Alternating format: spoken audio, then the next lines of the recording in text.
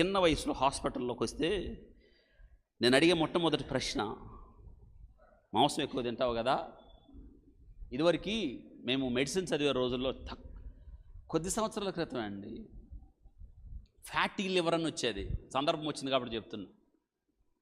Fatty liver అంటే అర్థం ఏంటంటే కొవ్వు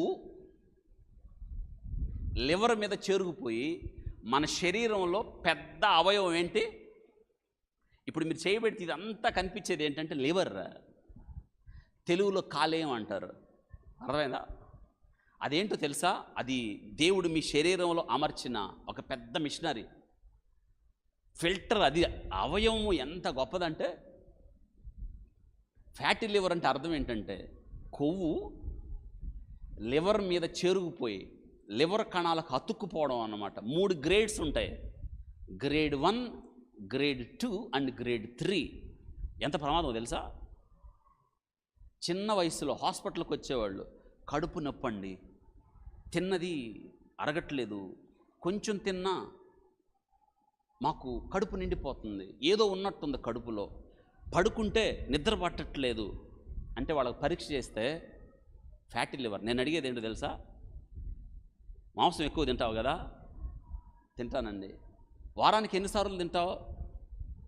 సిగ్గుతో చెబుతారు రోజు తింటానని. అందుకే వచ్చింది. చిన్న ముక్కలు తినాల్సిన పరిస్థితి నుండి ఎక్కడి దాకా వెళ్ళావు? మరి రాదా? దేవుని యొక్క వాక్యం ఏం తినాలో చెప్తుంది, ఎంత తినాలో చెప్తుంది, ఎందుకు తినాలో చెప్తుంది, ఏ సమయంలో తినాలో కూడా దేవుని వాక్యం. ఎక్కువ తినటం కూడా పాపమే తెలుసా మీకు? నీ దేహం పాడైపోద్ది. నీ దేహం దేవుని కొరకు బ్రతకడం కోసం తినాలి, కానీ రివర్స్ చెప్పండి, దేనికోసం? తినుట కొరకు. నేను ఒక ఆంటీకి బాగా గొడవ చేస్తుంటే వెళ్ళి, అయ్యా నువ్వు వచ్చి ప్రార్థన చేయాలి అని వెళ్ళానండి నేను. ఆ ఆంటీకి జాండీస్ వచ్చి బాగలేదు, మంచంలో ఉంది, బాగానే ఉంది, కోలుకుంటుంది. ఆ ఆంటీ వాళ్ళ ఆయన ఆమె పక్కన కూర్చొని, నాకు తెలిసి చాలా ఎత్తుగా ఉన్నాయి, అన్ని చపాతీలు వేసుకొని ఇంత కూర వేసుకొని తింటున్నాడు, చికెన్. ఆమె పక్కన కూర్చొని నేనన్నా, ఏంటి అంకులు చపాతీలు తింటున్నారంటే, అన్నాడు రాత్రిపూట అన్నం తింటుంటే పొట్టొస్తుంది, డైట్ అంటున్నాడు. నాకు అనిపించింది డైట్ అది. నాకు తెలిసి 10 దాకా ఉన్నాయి చపాతీలు. రాత్రిపూట అన్నం ఏం తింటాం డాక్టర్ బాబు, అందుకే డైట్ చేద్దామని. పైగా ఎవరు పక్కన కూర్చొని తింటున్నాడు? ఆమెకి ఎట్టుంటుంది? నేను అంకుల్ అది డైటా? అన్నం కన్నా ప్రమాదకరమైంది తింటున్నావు నువ్వు. అన్ని చపాతీలు అవి తినాల్సింది ఒకటే, పైగా దానిలోకి ఏం తింటున్నాడు? చాలామందికి తెలియదు ఏం తినాలో, ఎంత తినాలో, ఎప్పుడు తినాలో, ఎందుకు తినాలో, ఎలా తినాలో, ఏ సమయంలో తినాలో. వింటున్నారా?